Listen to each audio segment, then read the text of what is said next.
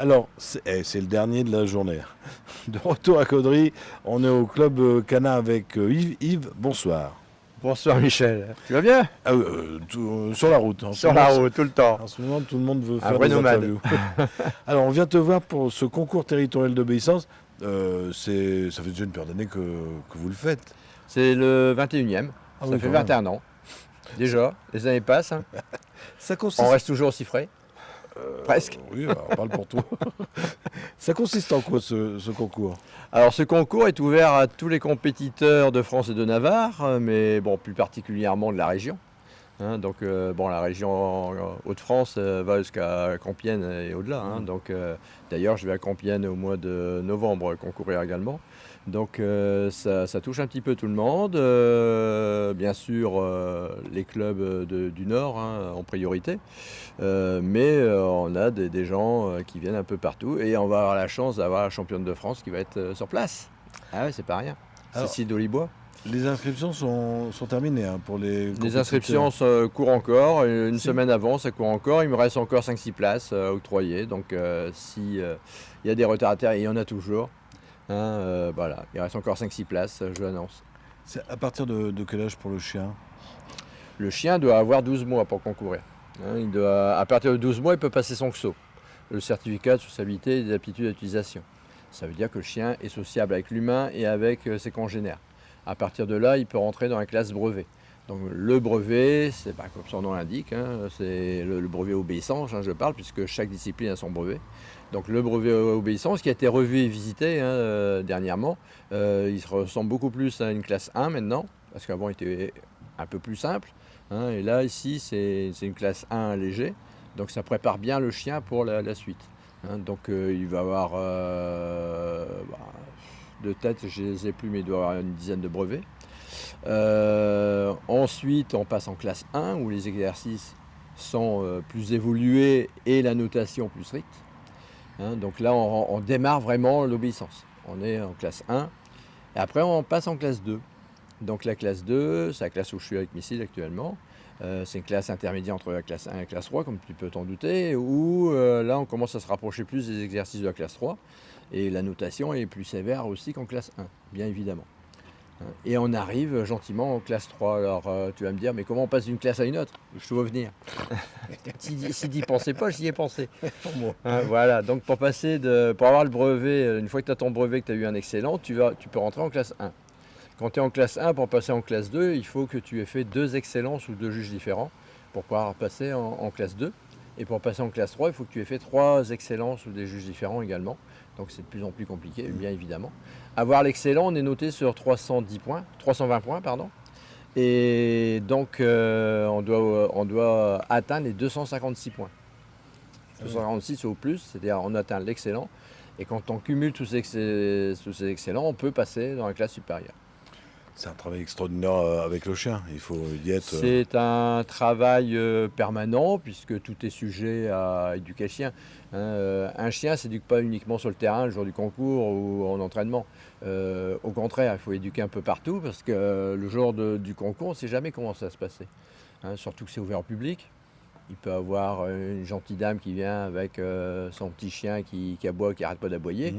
Les chiens sur le terrain qui bossent, ils doivent bosser, ils ne doivent pas s'arrêter au chien qui aboie. Et ça se voit, ça, parfois. Hein. Donc il faut vraiment que le chien soit fixé, ce qu'on appelle fixé sur le maître, hein, et qu'il soit attentif à toutes ces sollicitations. Et vous, ça au sein du club, vous l'apprenez? Ah oui. Alors on l'apprend déjà dans l'éducation, puisqu'on est quand même un club d'éducation à la base. Où on prône l'éducation par la méthode naturelle, c'est-à-dire sans souffrance pour le chien, c'est bien le bien-être animal. Tout ce qui est collier à impulsion magnétique, m'a-t-on dit, collier électrique, ou les colliers chaînettes, etc., étrangleurs, c'est totalement interdit. Donc on travaille soit avec la passe, soit avec le jeu, et on obtient les mêmes résultats, sauf que le chien est content de le faire. Il n'est pas soumis. Il n'est pas écrasé. Oui, c'est pas une domination, là on est ami-ami avec le chien. On est ami avec le chien, et le chien nous le rend bien d'ailleurs. Un chien, de toute façon on le voit les chiens sur le terrain quand ils sont joyeux ou qu'ils sont écrasés. Un juge connu qui viendra Oui, Paul Busser. Alors Paul Busser, il est en fin de carrière d'ailleurs, hein. Je crois qu'il arrête sa carrière l'année prochaine, si je ne m'abuse. C'est lui qui a jugé le dernier championnat de France à Saint-Doulchard. C'était au mois de mai, hein. Et donc c'est un excellent juge au B, forcément, hein. Forcément, c'est un juge qui ne donne pas les points. Ils n'enlèvent pas pour le plaisir, mais ils ne donnent pas les points. Si on ne les mérite pas, on ne les a pas. Hein, donc ce qui veut dire que quand on est jugé par Paul Busser et qu'on obtient un excellent, c'est qu'on peut dire qu'on a un bon chien. Alors, c'est les 27 et 28 septembre, c'est de 8h à 17h, ici au centre aéré. Qui dit toute la journée dit peut-être à boire, à manger. Voilà, donc le samedi c'est de la restauration rapide, hein, sandwicherie. Le dimanche on fait le couscous royal, traditionnel, livré par Alban. Hein, donc voilà. Sur réservation hein, quand même. Ah, sur réservation, le couscous c'est uniquement sur réservation. Hein. Bah, pour le concours, je pense que tu as tout dit et tu voulais aussi parler de ton autre Alors on passe-temps. fait quand même le trophée Louis Thierry, hein, qui est un ancien du club. Hein, donc tous les ans, Louis Thierry, il faut savoir que c'était une personne qui était fusionnelle avec ses deux chiennes, hein, ces deux chiennes qui concouraient avec. Et donc il a fini sa carrière ici à Caudry. Hein, et pour marquer le coup tous les ans, et on l'appréciait énormément. Et pour marquer le coup tous les ans, on remet une coupe en sa mémoire. Hein, une coupe destinée à mettre en exergue, je vais dire, un compétiteur qui a cet état d'esprit-là, de complicité avec son chien. Hein, donc tous les commissaires qui sont sur le terrain, les assistants du juge, hein, et le secrétariat, etc., on se concerte et parmi tous ceux qui sont passés, ça peut être quelqu'un qui est au brevet. Hein, c'est pas une question de compétence, c'est vraiment une question de fusion avec son chien. Et on récompense cet aspect-là. Vous attendez combien de compétiteurs sur ces 2 jours? Maximum 50 chiens, hein, et on va les atteindre. Hein, donc voilà. Donc 27 et 28 septembre, venez à partir de 8h, mais enfin si vous n'êtes pas lève tôt comme moi, vous avez toute la journée. Ça tourne tout le week-end, il n'y a aucun souci. Et tu voulais aussi parler de ton autre passe-temps, mais qui est toujours sur les animaux. Je vais changer de casquette. Hein, donc, en tant que président des chiens chats du sourire, voilà, tous les ans, on fait une nouvelle formation, hein, pour pouvoir remplacer ceux qui nous auraient lâchés en cours d'année éventuellement, et puis surtout permettre à ceux qui souhaitent le faire.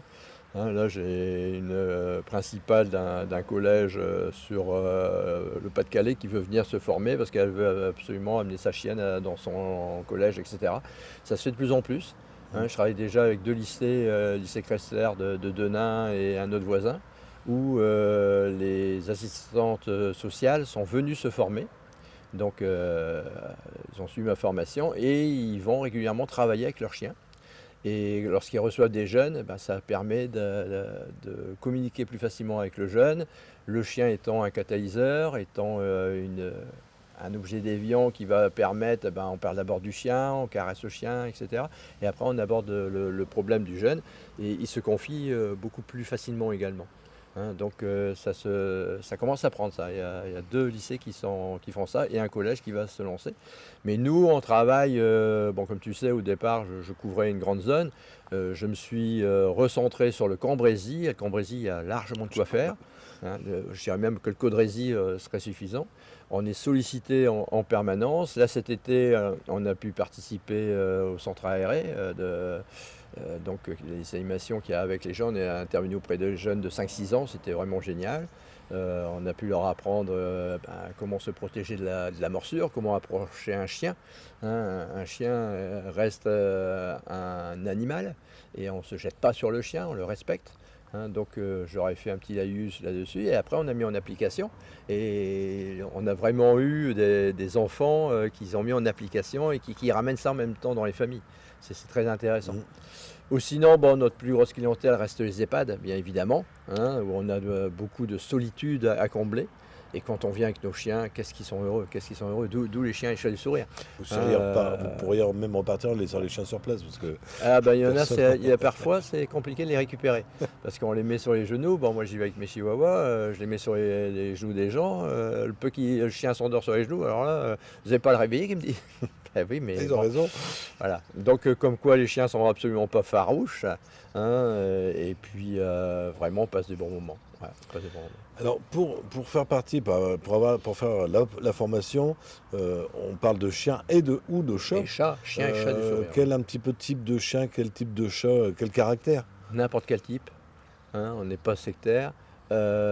Chien lof ou non lof, chien louf ou non louf, c'est-à-dire de race ou pas de race, hein. Ce que je veux, c'est des chiens qui soient sociaux, chiens et chats qui soient sociaux entre eux. Mm. Alors chien et chat, c'est pas toujours évident, mais ça se trouve. Bon, on reste vigilant, hein, bien évidemment, et qui est vraiment leur première qualité, c'est je vais à l'humain, quoi. Naturellement, je vais à l'humain, j'adore l'humain, voilà. Il faut qu'ils aillent vers la personne âgée, euh, vraiment sans arrière-pensée, et qu'ils trouvent un plaisir à y aller, hein. Donc, lorsque ces chiens et ces chats ont ces qualités-là, après, c'est la personne qu'il faut former, hein. On les forme à approcher les personnes âgées, les seniors. On leur apprend également certaines pathologies, comment réagir par rapport à certaines pathologies dans l'Alzheimer, hein. On ne se prend pas la tête avec la personne, on va dans son sens tout simplement, hein, et ça se passe super bien, quoi, hein. Puis après, il y a toute une méthodologie pour approcher, pour amener le chien avec la friandise vers la personne. Bon, voilà. Alors, tout ça, ça va se passer ici. C'est quoi les dates pour l'examen cette année? Alors, ça sera le 1er et le 2 novembre. Le 1 et le 2 novembre. Il n'y a aucune raison d'être absent puisque c'est férié. Donc, non, mais ça sera le 1 et le 2 novembre. Donc, samedi matin, dimanche matin, c'est de la théorie. Samedi après-midi, c'est l'évaluation des chiens et des chats. Et dimanche après-midi, on va à la Dentelière, notre partenaire, hein, depuis de nombreuses années. Les pas de la Dentelière, ici, pas loin.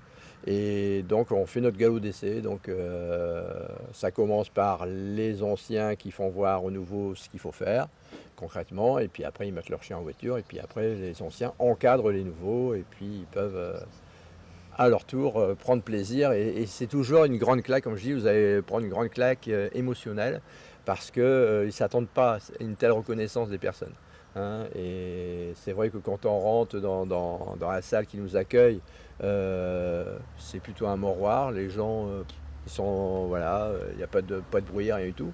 Et au bout de 5-10 minutes, c'est une cour de récré, quoi. Ils ont tous retrouvé leur vitalité quand ils étaient jeunes avec leurs chiens. Ils parlent de souvenirs, ils se lancent des balles. Ils sont heureux de trouver des chiens. Comme quoi, vraiment, les chiens, ça permet vraiment d'éveiller, de tenir éveillé les personnes âgées. Ils attendent la prochaine visite. À chaque fois, on l'a. Quand est-ce que vous revenez, hein? Mais bon, on cherche à faire plaisir à tout le monde. Donc, sur une structure, on va aller 3, grand maximum 4 fois par an. Parce qu'on est sollicité par toutes les autres et on est en boucle. Et puis bon, nous, on y va principalement le samedi, hein, et on ne peut pas consacrer non plus tous nos samedis parce que des fois, on a une vie privée aussi. Ça peut arriver.